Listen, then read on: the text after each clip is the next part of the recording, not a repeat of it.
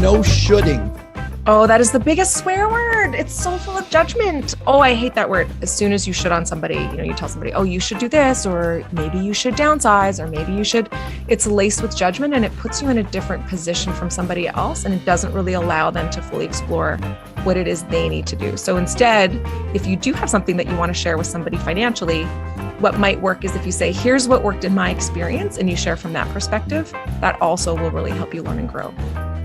I think when you were upstairs, I hope you told mom that. No more should. Like Joe and OG should get out of my basement. Do not should on us. That's right. Please. No, we belong here.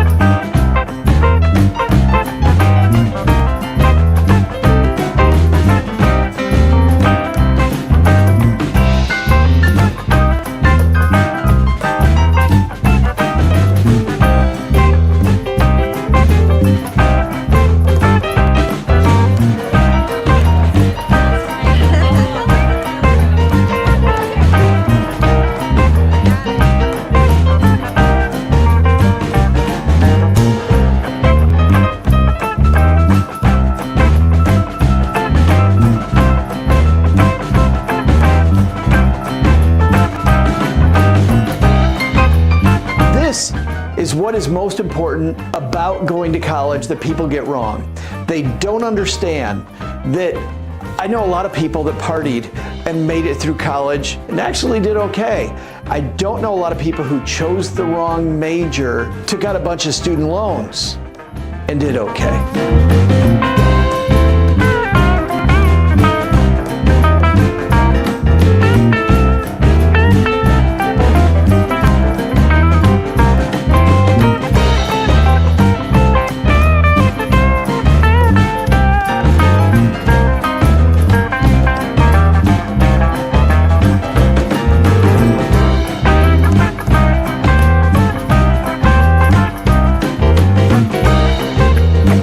Every study shows too many people treat company benefits like it's an add-on, right? Like it's ice cream at the end of dinner, it's the big dessert, and it's not.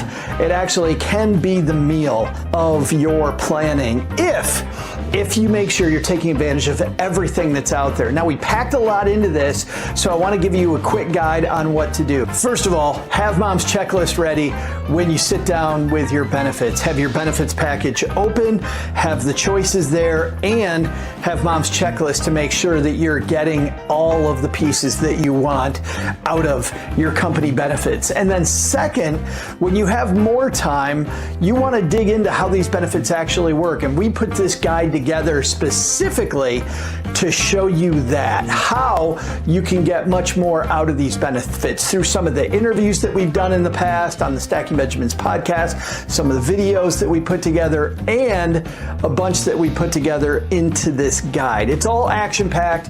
I'm so glad you're here. Let's get started.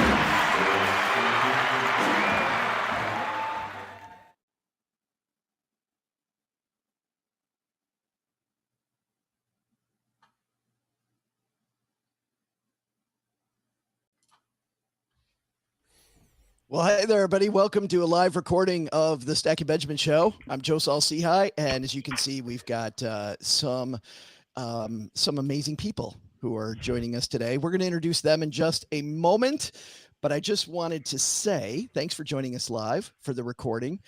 Feel free to chat as we have been in the comments. I won't be able to pay a lot of attention to that, and but hang out with us for a few minutes afterwards if you've got questions about the show or questions for the people on the show.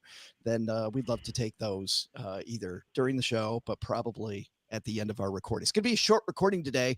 This is a just-in-time episode. I just got home from Nepal visiting Paula's sister, actually, and had a great time there. But anyway, half of the show's already pre-recorded, so we just need this wonderful first half of the show. The only thing I'll ask you to do is do not help when we get to the trivia segment. Do not help our contestants with the trivia. If you've got guesses on the trivia, don't put those in the comments. Wait until later. We're very serious about our trivia competition here. Very serious, right, Doug? Oh my God. I will be incensed. Too serious. Yeah, way too serious. So anyway, everybody relax, have a great time because we're about to record this thing. All right, Doug, you ready to go? I'm ready to go. All right, here we go. Let's do it. Live from the YouTube machine, it's the Stacking Benjamin Show. On today's roundtable discussion, how do you create systems to better control your environment and improve productivity? And how do you put better systems in place for your health so you can enjoy all those Benjamins you've stacked? During the first half of the show, we'll chat with 3 high-performing professionals, including a guy whose retirement strategies are home runs, Rob Berger, and a woman whose financial advice is tops, CFP Dana Anspach. And finally, the designated hitter of the stacking team from Afford Anything, Paula Pant. But that's not all. Halfway through the show, I'll share my colossal trivia question. And in the second half of today's podcast, we'll chat with MetPro's health and wellness guru, Angelo Poli. And now, the Casey Stengel of Stacking Benjamins, it's Joe Saul-Sehy. Hey, everybody, and happy Friday to you. You know, if you had to look up who Casey Stengel was, well, then you're not alone. Well, and they didn't get any of the other baseball references in the intro either. None of them at all. But it's a great day to be a baseball fan. It's a great day to be a money geek because we've got a prestigious panel with us today. By the way, before we get to our panel, hang out at the end of today's show, the back porch. Got some big announcements, Doug. Big announcements. We are headed out on the road. Also some announcements about the show. So make sure you stick around for the end of today's show. But we'll get to that later. Today's show is brought to you by State Farm. If you're a small business owner, it isn't just your business, it's your life. Whatever your business might be, you want someone who understands. That's where State Farm Small Business Insurance comes in. State Farm agents are small business owners too and know what it takes to help you personalize your policies for your small business needs. Like a good neighbor, State Farm's there. Talk to your local agent today. We are going to dive into the productivity that all small business owners and people just trying to manage their lives have with these wonderful people on our screen here on YouTube. Let's start with the woman who's originally from Nepal, the place I got home from just recently. Paula Pant is here. How are you? I am great. It was so cool seeing a picture of you and your spouse and my sister. It's like the colliding of these two worlds, right? I've got my world in the United States, where with stacking Benjamins, and then I've got, of course, my world in Nepal, and those two worlds typically never overlap. She was so cool. She is very cool. She's the cool sister. Yes. Yeah. yes. She Yeah.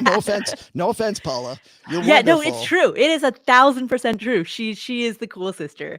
She is 7 years older than me, and so I always looked up to her.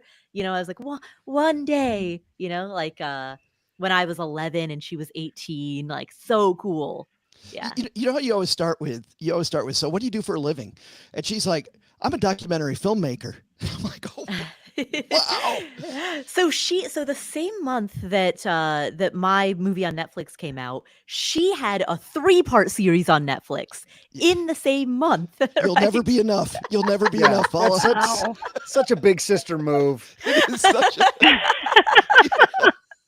You had one thing on Netflix. How cute. Exactly, That's so exactly. great. Well, and hers, if anybody wants to watch it, I'm gonna plug it right now. Oh, shoot, what was it called? I think it was It's about called the earthquake. Earthquake, yeah. I think it might have been called Earthquake or Aftershock. You know, I don't we'll remember. I link don't to it, remember the Paula, in name. the show notes because I will find it and we will link Okay, to it. I can't wait to perfect. see it. Yeah, Yes. it's all about the earthquake that that happened in Nepal in 2015. Great stuff. And boy, just still the effects of that earthquake as we went around Kathmandu. It was incredible. By the way, Nepalese people, amazing. But this is not the Nepal show. This is a show about productivity. And let's say hello to a gentleman who I think of as maybe the most productive man in personal finance. Rob Berger's here. Hey, how's it going?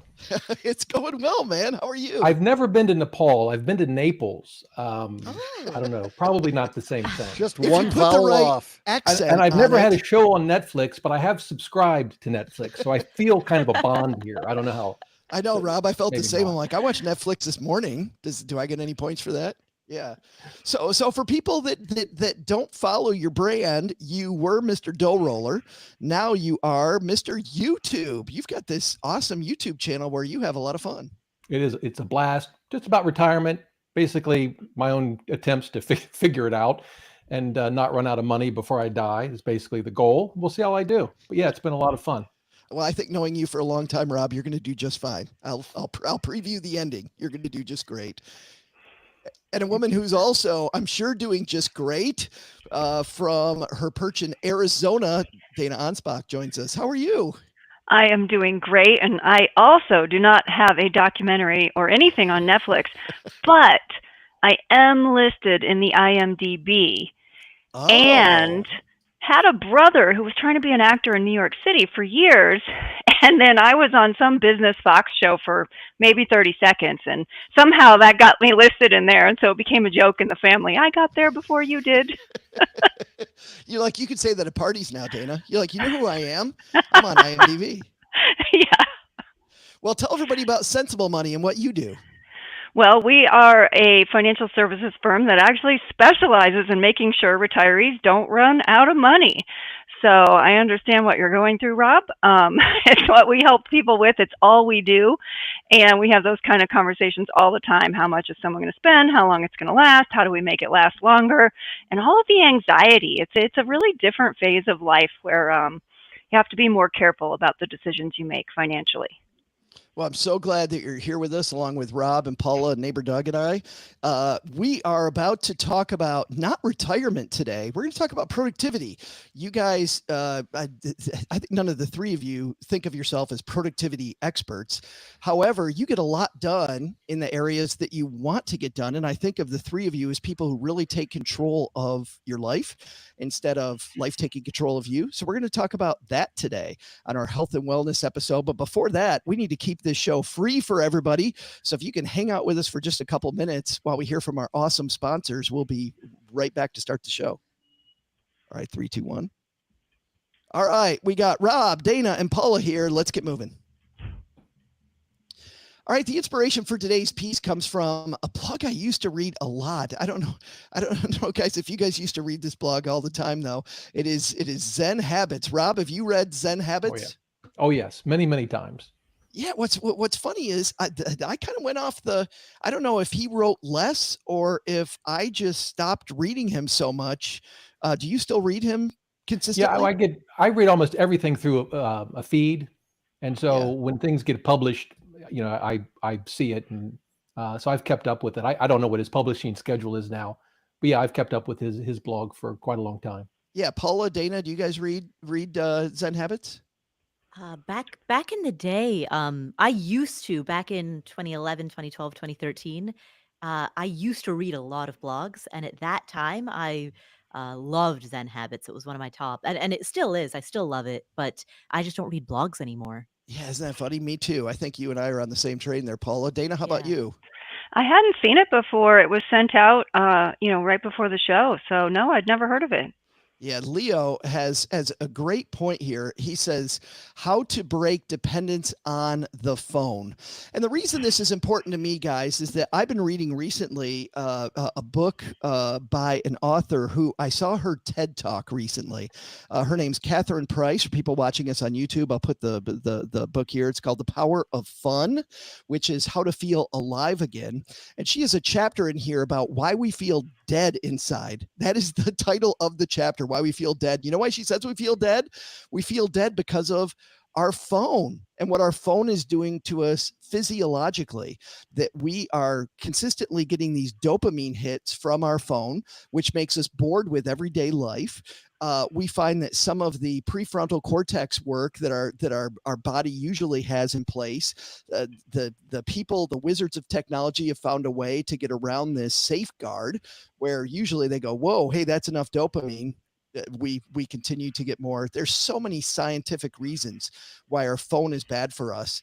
I want to ask all of you guys, what is the phone stolen from you? Dana, let's start with you. Have you ever had a time where you had to go, whoa, wait a minute, the phone's ruining my life? Well, it probably almost stole this show appearance from me. So, as you guys know, I almost missed showing up on time. It was on my calendar. I had reminders. I was trying to finish something for a client before the show started. My phone usually stays face down on my desk. It always has to be near me because you have all the two-factor authentications now to get into everything. But usually I leave it face down so I won't see any kind of incoming calls or texts.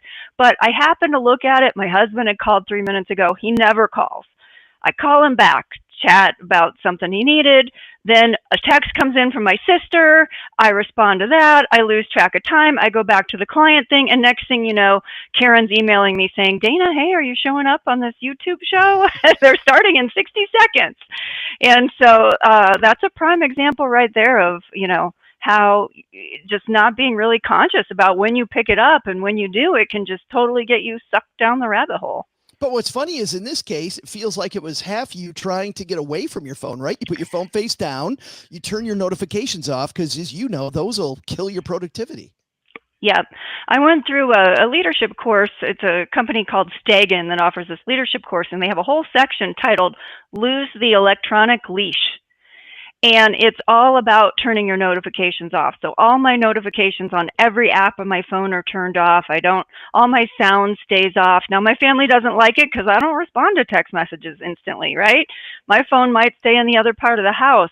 But it's amazing, as much as I try to be intentional about it, leaving it face down at work so I wouldn't hear a text come in, but I'd still see it if it was face up. It's reading that blog, it's like, yeah, I still wonder how many times I pick it up a day, right? Probably a lot more than I think. Yeah, I didn't realize how much I picked up my phone until I started reading Catherine Price's book. And then I thought, no, I'm pretty good with this. And I thought, I still suck at this. I thought I was good. Rob, how about you? Has there been a time when the phone was killing productivity? Absolutely. In a couple of ways. I mean, the one was I would use it to fill up all of the dead space in the day, but also including when I'm with family, friends, or at a stoplight, I would find myself on my phone. And so eventually I would put it places where I couldn't get it. So if my wife and I go out for dinner, I give it to her. I either don't take it in the restaurant or I give it to her and she puts it in her purse. That was just the only way I could. Maybe I just don't have the self-discipline. I needed to get away from it. And I took a number of apps off. So that was one thing. In terms of productivity, and this is still an issue, I haven't conquered this one, but I play a lot of speed chess. I know, real exciting stuff, but speed chess online, whether it's the phone, my iPad, the computer, and it can zap literally hours from the day. And so I've had to really fight that in terms of productivity. I do it a couple of different ways. One is to just use my laptop, because if you ever want to play speed chess, the laptop is not the way to do it. It's just too difficult. And so if I really want to be productive, I get away from the phone or the iPad or the desktop, where I could be sucked into playing 2 hours of speed chess, and I'll just use my laptop to write or whatever I'm doing. And that helps me get past that. But yeah, playing online chess has been a big productivity killer for me. It's interesting how initially it's fun, but later on you feel like it's not It's not, Rob, true fun. Catherine Price calls it true fun. It's kind of garbage time. Well, it's fun when I'm winning, not so much fun when I'm losing. I don't know. But the thing is, I play on chess.com, and they will give you a summary. You spent, 500 hours this past year. The number of hours I spent. Now they give you the summary. It was eye-opening. No, it's funny. I love what you said about, though, filling in the dead time. Yeah. Because one thing Catherine Price talks about in her book, and something that Leo kind of hints at here, which is the boredom. Boredom is great for creativity, and we become much less creative in our life when we don't give ourselves time to get the wheel spinning. And every time we pick up our phone, I mean, the people behind technology are very happy to fill every single moment of our day with stuff that, by the way, also doesn't help us physiologically. Like, my ability to go out and go for a walk is gone if I can fill it by just flipping through my phone. Like, my body gets that hit right away. I think OG referenced a study on a recent show about that too, about how if we watch videos of people working out, our body feels like, our brain is like, okay, well, I got the workout stuff done, even though you didn't do anything, right? Physiologically, you got none of it, but your brain's like, oh yeah, man, I feel great. Paula, how about you and the phone? Instagram. Instagram is my Achilles heel. And it happened today where I needed, or I wanted to put up a post on Instagram. So I wanted to, there's consumption and creation, right? I wanted to go on Instagram as a creator and make a reel about a episode 500, a particular podcast episode that just came out. What happened instead? All of a sudden, I'm scrolling. Who knows how much time passed, right? And then I look up in a daze, and I'm like, well, what was I doing? Why am I here? What was I doing again? Put the phone down, go back to, and then I'm like, oh, that's right. I wanted to make a reel. Pick the phone back up again. Yeah. It is so frustrating. Instagram was that for me, Paula, until I discovered TikTok. Once I discovered TikTok, then TikTok became my giant sucking sound. That algorithm's got me. Just it knows exactly what, ooh, look at this, model trains. And then right after that, ooh, movies. Ooh, look at long distance running video. Like all these crazy, whatever I like, the TikTok algorithm has totally got me. I removed TikTok from my phone, and now I pay somebody to go onto TikTok on my behalf. Wow. Yeah. It's great advice. Well, speaking of that, let's talk about Leo's tips here, because he starts off, Dana, number one, he says, become more mindful of your phone usage. And you reference that. The reason I came to you is you reference that maybe you need to start keeping track of how often you go to your phone. Yeah, I think keeping track of it. And for me, the mindfulness also has to do with the notifications. I mean, think about how many things you have dinging at you and making noises and popping up, and, just how many are really important or have any meaning. And so turning those all off made a huge difference for me, just because even when I did pick up my phone, they weren't sucking my attention in. My nemesis is Twitter. So it's, Instagram for Paula, and, it's TikTok for you, Joe. It's Twitter for me. Like, I love just reading everybody's comments and things like that. And then, of course, I would realize I was spending an hour every morning when I would wake up with coffee, just scrolling through Twitter. And so now I've given myself 15 minutes. And what I probably need to do is set a timer with like the old kitchen baking timer, right? Yeah. and just be like, done, right? When that goes off, you're going to go work out now. You're going to, do something else, but you're going to put the phone down and you're going to give yourself a time limit. But that would be part of that mindfulness. I got to say, Dana, turning off notifications was number one for me. And my spouse, Cheryl, also gets very frustrated because she's like, I can't reach you. And I'm like, but that's on purpose because I got stuff that I'm trying to get done. And if I have my notifications on, I will get sucked into stuff that I don't want to have happen. I love that. How do you, though, Dana, how do you then set aside time? You talked about, we had this guy on at the beginning of the year, Eric Qualman, who talked about something he called cowboy fencing, where he would take amounts of time, and he would block them off on his calendar, and it was specifically for X activity that had nothing to do with, the phone, of social media, of whatever, and notifications off during this hour. I'm doing this thing. It sounds like you're doing a little bit of that too. Well, my notifications just stay off permanently. So ever since I first tried that, it was several years ago now, it was like, I don't know, it was like a relief. Like I remember the first week I did it, it was so peaceful and calm feeling. It was like, wow. Same on my computer. No email pop-ups, no Slack pop-ups. Like I choose, when I want to go focus my attention on these things. So, I'll just never forget that calm peace feeling. So I never want to go back, right? I don't want to go back. But in terms of setting time slots, like haven't gotten that specific. But typically my time to browse on Twitter would never be during the day, right? It's first thing when I'm have coffee in the morning, or it's I get home after work and my husband might still be finishing up. And so I just have that dead time that Rob was talking about, right? And so my dead time will get used up by going and browsing on Twitter. Now, I haven't found anything else yet that I would replace that with. Partly, I guess, I get a lot of good ideas from Twitter, so maybe in my brain it's not entirely dead time. Where I used to feel like I wasted time was Facebook, so I just don't go on anymore, right? That's where I'll get into the endless scrolling of things on Facebook. So those kinds of things that I felt like they weren't adding any value, I took them out. I was like, I don't want to spend time doing this anymore.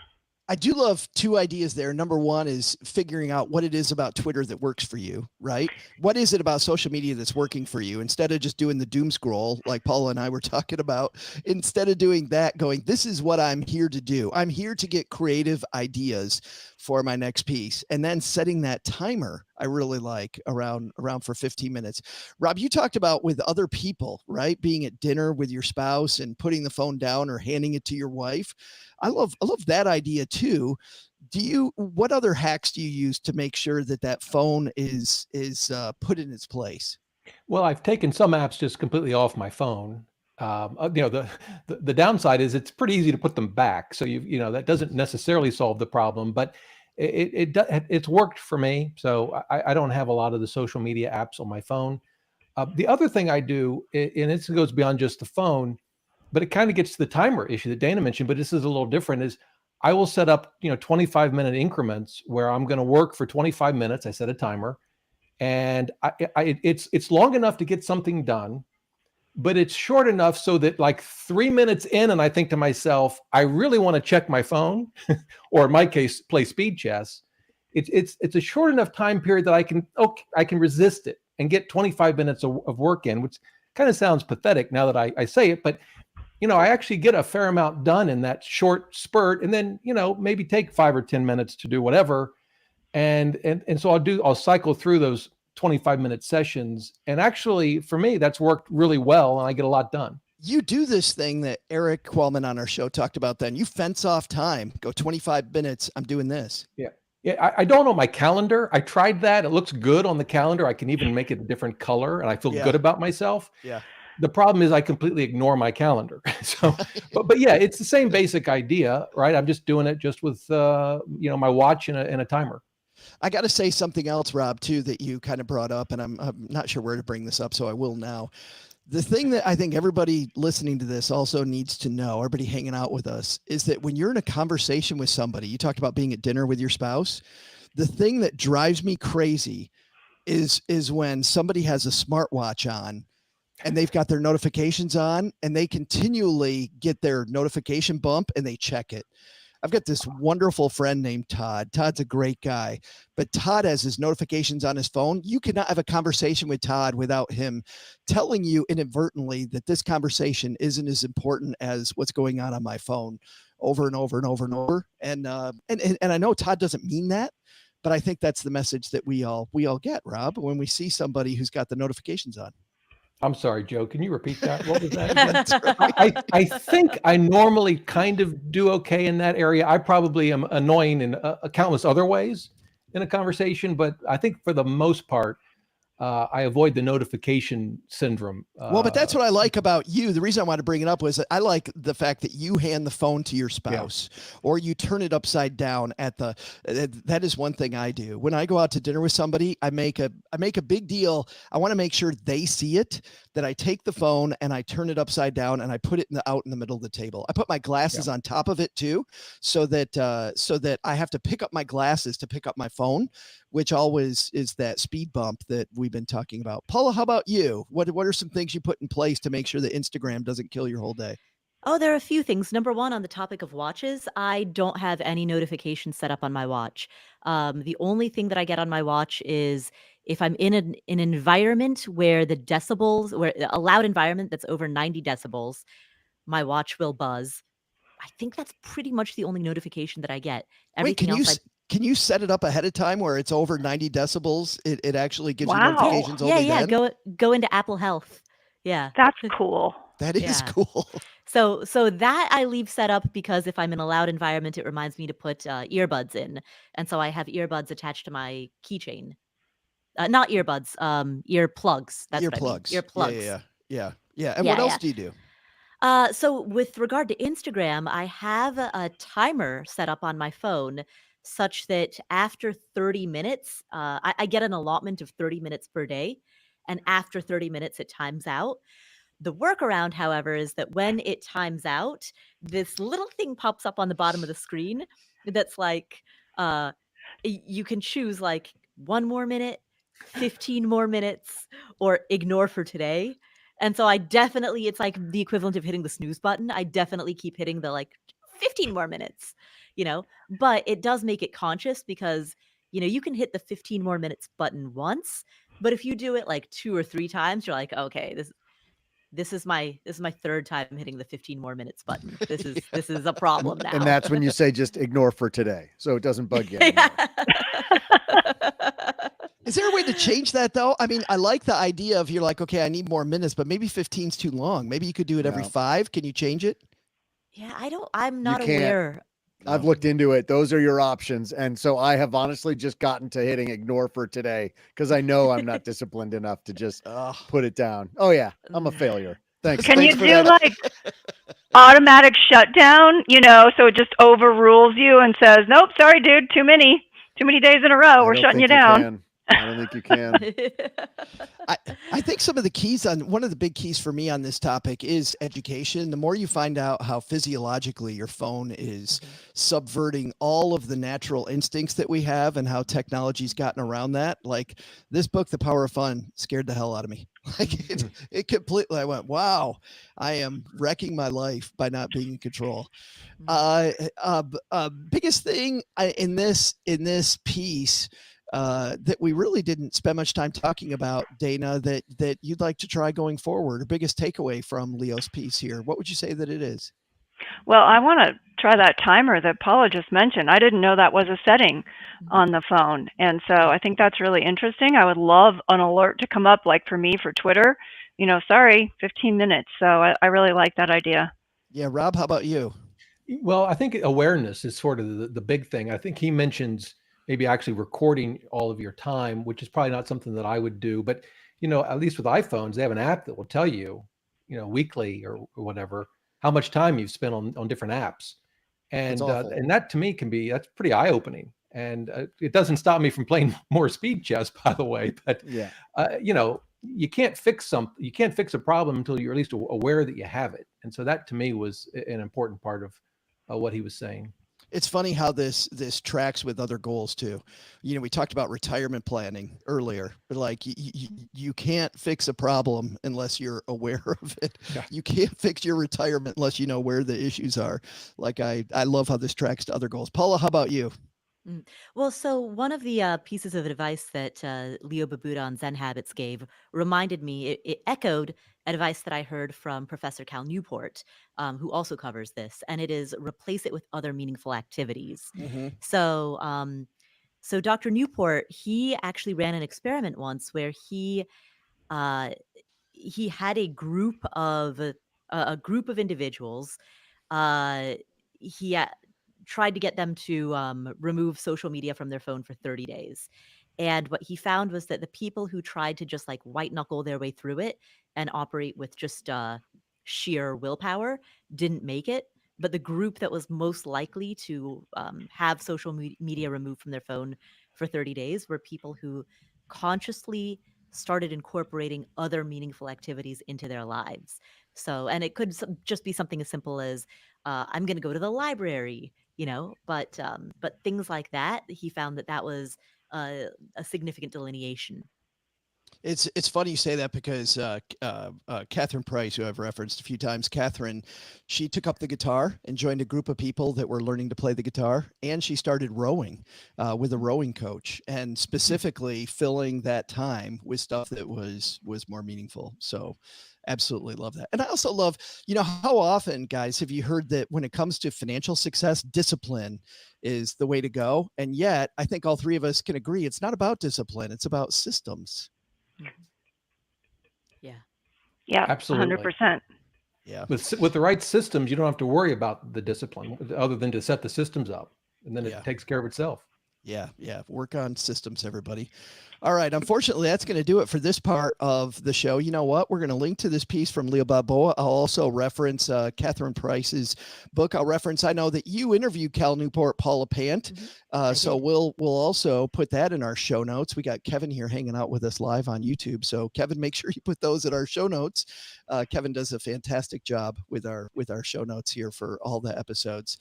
In the second half of the show, we're going to talk health and wellness with Angela Poli from MetPro. We're going to continue. Now that we've hopefully helped you begin to curb your addiction to the phone, let's help you get better exercise, better food, and make more of those Benjamins you're stacking. But before we do that, we have at the midway point of every episode this amazing cutthroat competition, which is a year-long trivia competition between our three frequent contributors, which are our own OG, who is not here today. So Rob, you'll play on behalf of OG. Also, Len Penzo not here today. Dana, you'll play on Team Penzo, and Paula Pant is here. So Paula, you're going to play on Team Paula, if you don't mind. That'll be fine.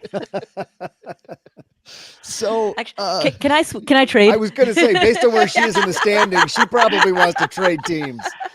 I was going to say, Paula, that brings up some good news and bad news. You want the good news first or the bad news?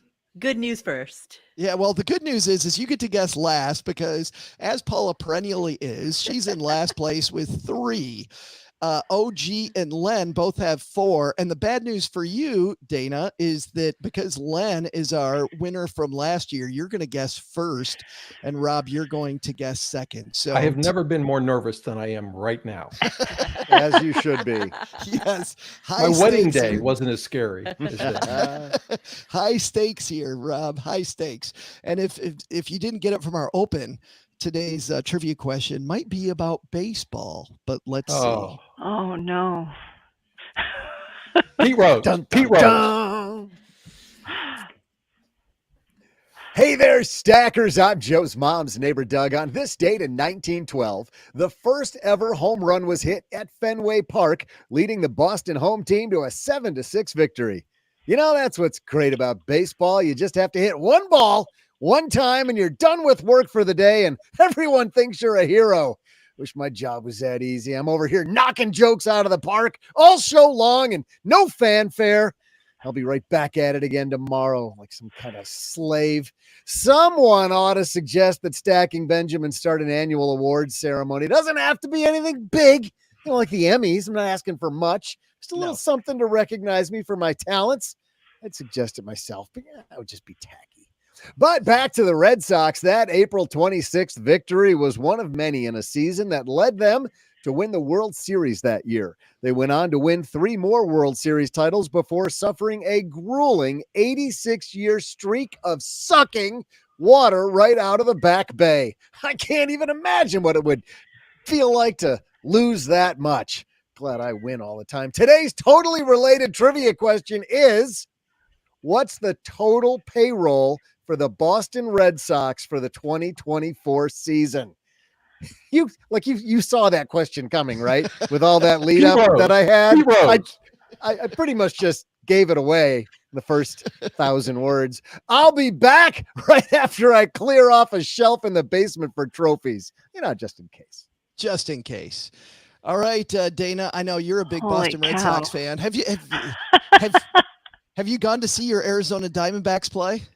I have, but long ago when I first moved here. So that was probably 20 years ago. Oh, wow. So Yeah. Yeah. Well, It's been a while. And we had right when I moved here, I think I can't remember if we won the World Series that year, but it was right around that time. yeah, you had a great team, Kurt Schilling and Randy Johnson. In Yep. fact, I was watching. I was on TikTok today. I was watching a video with Randy Johnson talking about how he was in how many All-Star games, how many World Series. He was in all these things. He's known for one event, Doug. He's known for one thing: Killing the seagull. killing a bird. Yeah. He threw a pitch at the same time that a bird was flying across, and it hit the bird and killed it. And it was horrible. Look at Paula's face. It was horrible.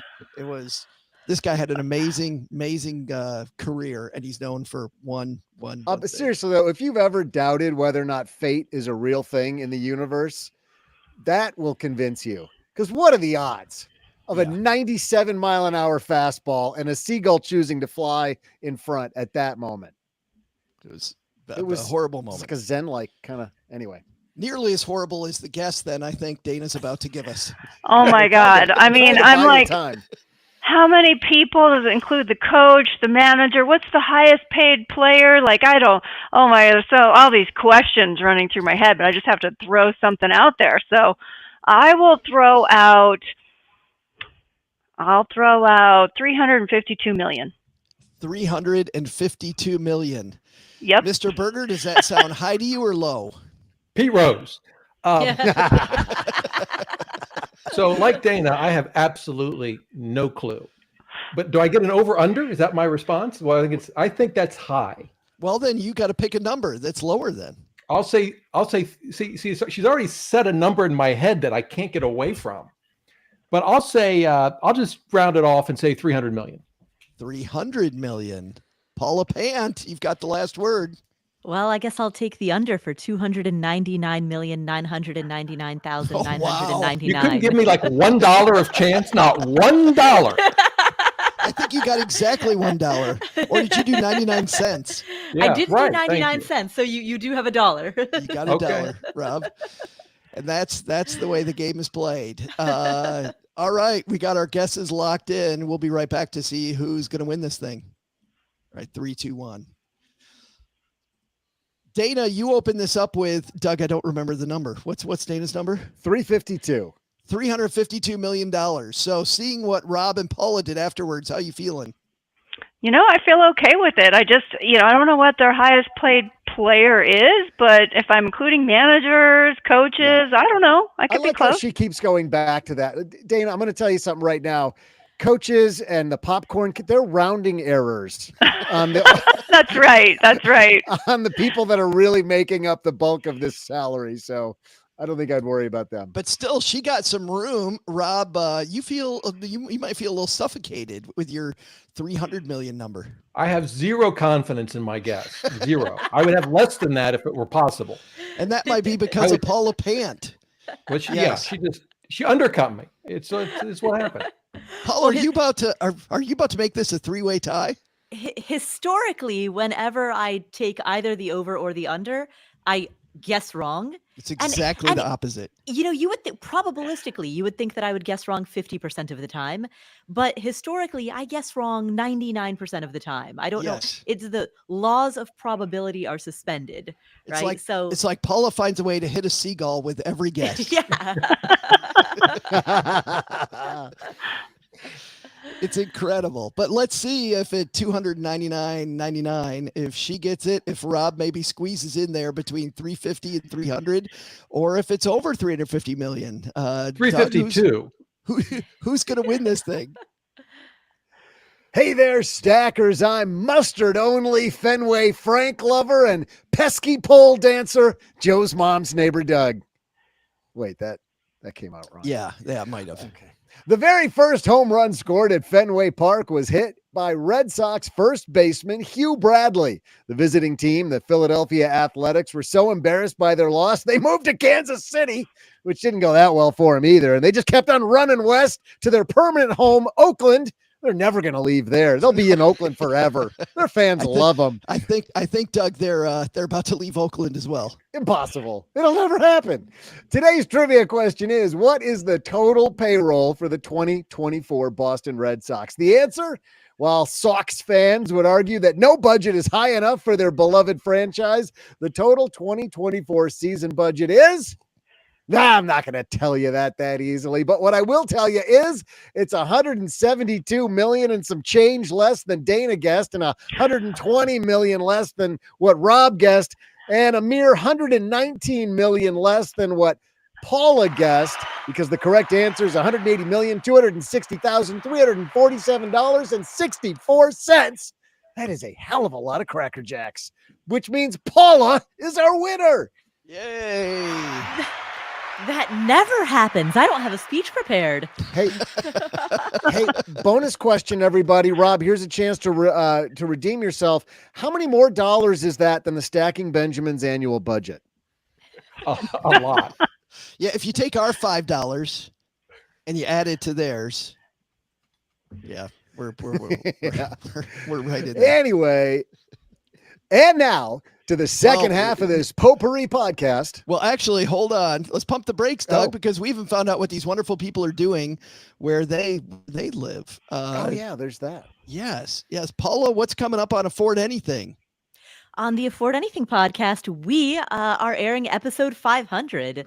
So episode 500 is a two-part episode, episode 500, part 1 and part 2. In part 1, I interview Brad Barrett, the host of the Choose FI podcast. So wait, is 500 501? No, 501 comes after 500 part 2. Okay. Oh, you're messing with the laws of math and the universe. You can't do that. I think my head hurts. Think of it as 500A and 500B.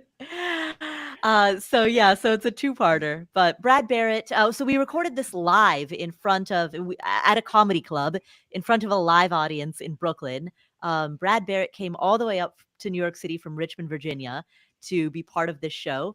And so I interview him about what has changed in the world of financial independence, but also, equally as important, what has not changed, what has stayed the same, what's been consistent and constant. So, yeah. Isn't it super fun doing live episodes? It is. Yeah, the energy from the crowd is infectious. Yeah, absolutely super. And we will link and to nothing can go wrong and nothing will go wrong. Oh God, it's on horribly wrong. We'll link to episode 500. Congratulations, Paula. Thank you. Congratulations to you on episode 1500. Thank you. Thanks. It is milestone. It's weird. It's milestone month here. Yeah. Mr. Berger, thanks for joining us again, man. Speaking of you, we were kind of, we didn't have an audience. We were kind of sheltered last time you were on. But we recorded a podcast live at FinCon last time you were on. But what do you got coming up on YouTube? So I'm going to be returning back to live shows. I haven't done one in a while because I've had this lower back issue. Oh no! But May 6th, I'll be back with a live show that I do every other week and answer questions from folks. It's a lot of fun and a lot of content around the big 3 questions for retirees. Right? How much can I spend without each year without going broke in retirement? That's a big one. How do I invest my money in retirement? So a lot of content around that. And then another one is how in the world do you take all this money you've saved and actually turn it into a paycheck? And so that's really a lot of our content around those 3 sort of big topics. So got a lot of that coming up in the next few weeks as well. Awesome. And that's it. I'm guessing youtube.com/Rob Berger. If you just search Rob Berger, you'll find me. I guess it is Rob Berger. Yeah. I think that's right. I should know that, shouldn't I? I think it is. That's good marketing there, Rob. All of that'll happen as long as I don't play too much speed chess. That's right. You could be live watching Rob play speed chess. Although that's a big thing. Don't you make fun of that, Joe. Do not make fun of that. I'm not making fun of it. That's a big thing on, yes, Twitch, YouTube, live speed chess. It is Sad, the thing. really.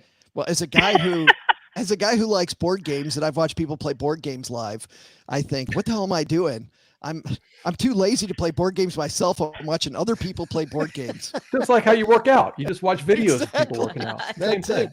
Feels great. Cut out the middleman. Dana, thanks for joining us again.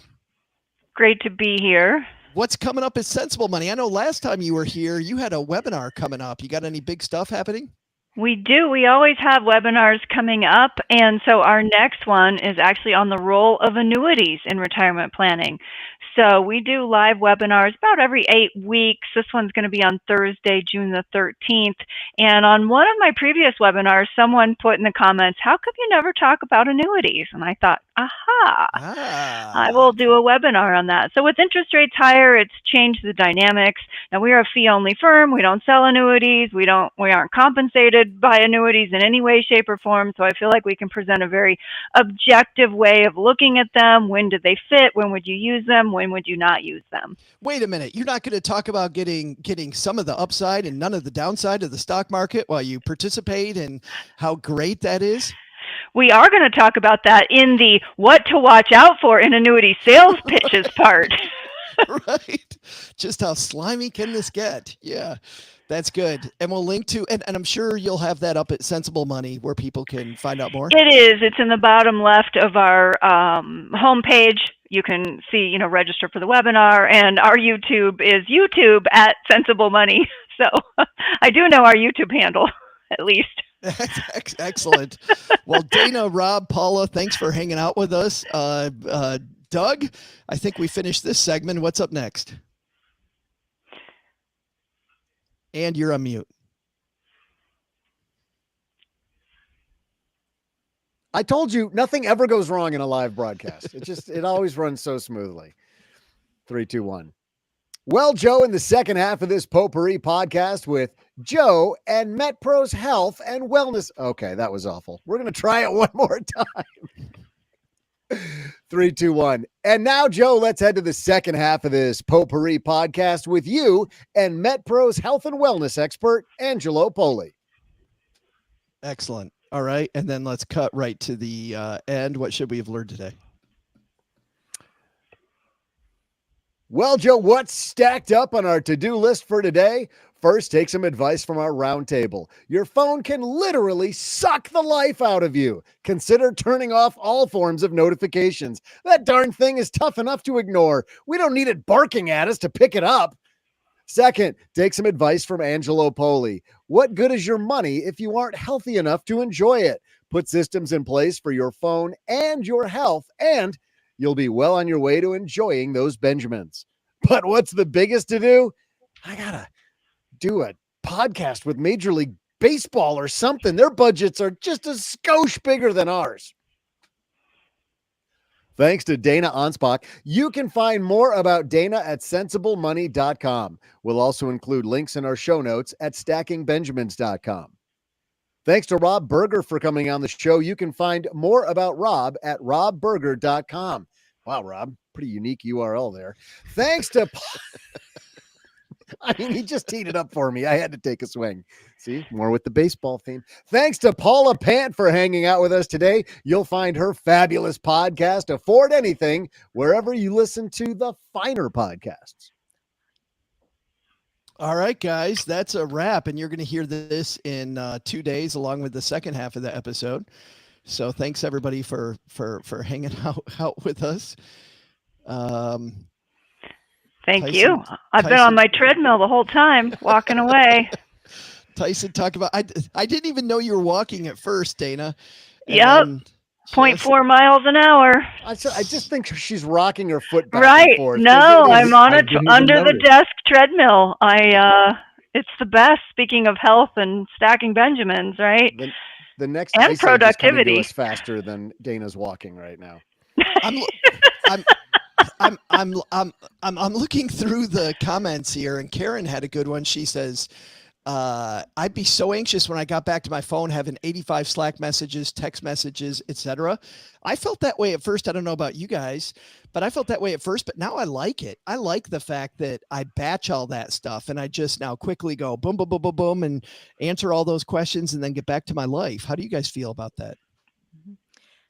I feel the same because I feel like inadvertently that happens when I wake up, and I usually wake up at 7 a.m. It's not like I wake Eastern time. So it's like, it's not even that I wake up late, but somehow I wake up and I look at my phone and there's like a bunch of messages there already.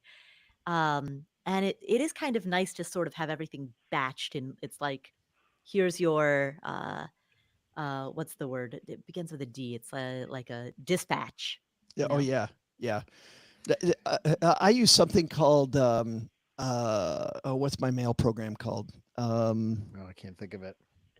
Superhuman? No, Not that one? Oh, inbox when ready. no, it's oh my God. It's Well- a great mail program, but it gives me one of those dispatches.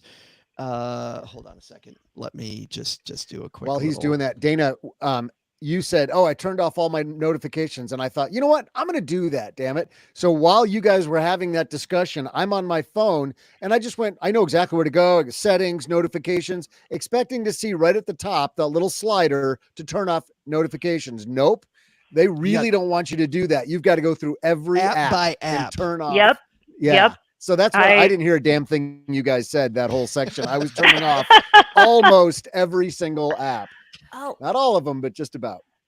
you know what else I've inadvertently done that has actually been kind of nice? So when I went to China, in order to Nice flex. basically in order to make what did he say? Nice flex. flex. Flex. When I was at the Four Seasons in Shanghai. In order to because I bought like a wireless. I basically like bought a package of cellular wireless coverage, but I didn't want to run through it. Like I wanted to meter Yeah. it out. Yeah. Yeah. And so I went through and on all of my apps, I like turned off cellular data for most of my apps. And then what I've been doing is I've slowly, like app by app, been turning cellular data back on, but only for specific apps if I think it's really worth it. So that you've got a couple of them like Google Maps, for example, or Apple Maps, where obviously I want cellular data on for those at all times because I'm likely to be using them when I'm out and about. But there are other apps where I'll try to open an app and this pop-up comes on my phone and here in the US that says cellular data is turned off for this, right? Because I'll be out and about. And it makes me pause and think, wait a minute, do I really want to access this right now? Like, do I need this enough that I Yeah. would use data, Yeah. So Yeah. that's actually been quite nice. I thought of something else I did too, which was I took my email app for my work, well, actually for all emails, and I just moved it to the second screen of my iPhone. Oh. So even though you have notifications, right, when you pick up your phone, I don't see the number there. And that's helped me create a better boundary between work and, non-work time. It's like I have to swipe and, in order to actually even get there in the first place. I did that with Facebook. I deleted Instagram. I've successfully gotten myself off of that. But Dana, I moved Facebook to my third page. The only reason I have a third page is just for social media. It sits way out there. And I turned on the limit. And it's so addictive that I still go straight to the third page while I'm drinking my coffee. And then when the warning comes up and says, you've hit your time limit, I hit ignore for today because I know that by 1 p.m, there's no way I'm done with Facebook. So it's been a complete waste. You know what I haven't done, but that I've heard is good is grayscaling your phone. So basically turning your phone black and white and gray. I love the thing we didn't get to it on the show, but I love the thing Leo said about on your lock screen, putting a reminder. Like, do you really want to do this? I thought that was great. Just another speed bump there. By the way, SaneBox. Yeah, which is fantastic. SANE, and it gives me a digest. And if you don't look at your mail, it just keeps piling up. So when I was mostly off the grid for my hike, by the end, I had 1,000 emails. And you know what's funny was that I went through those 1,000 emails in about 15 minutes, because I'm like, nope, don't need any of those, don't need those. Got to answer that, and I was done. It was great. Batching those was amazing. And by the way, those are only the 1,000 it thought that I needed to see, which it automatically takes another 2,000 or 3,000 and goes, you don't need to see any of those. No wonder you didn't reply to me. I have that set. All right, guys, we are done here. Thank you so much. Contributor, if you guys can hang out for just a second so we can wrap up the recording here. But YouTube, thanks for hanging out with us, everybody. Thank you. A lot of fun, guys. Lots of fun. Thanks. Figure out how to end this. It's off to play speed chess.